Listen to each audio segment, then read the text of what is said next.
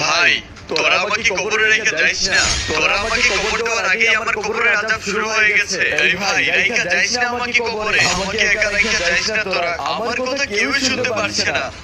আমি দুনিয়াতে এমন কি খারাপ কাজ করলাম যে আমাকে কবর দেওয়ার আগেই আমার কবরের আযাব শুরু হয়ে গেছে? এই কিন্তু ব্যক্তি কবর নাও, দাফন দিয়ে ফেলি। হ্যাঁ তাড়াতাড়ি দাফন করে ফেলি চলো। তুই পায়ে ধর, আমি মাথায় ধরি।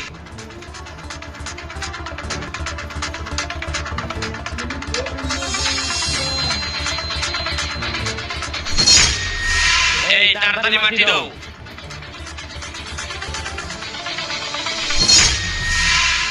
চলো। হে আল্লাহ, এই অবস্থা কেন হলো আমার? আপনি কে? আল্লাহর প্রেরিত ফেরেশতা। আপনি আল্লাহর প্রেরিত ফেরেশতা? তাহলে বলুন তো আমার কবরে কেন আযাব হচ্ছে? তোমার কবরে আযাব হওয়ার কারণটা হলো তুমি মুসলমান, তুমি রমজান মাসে রোজা রাখতে না।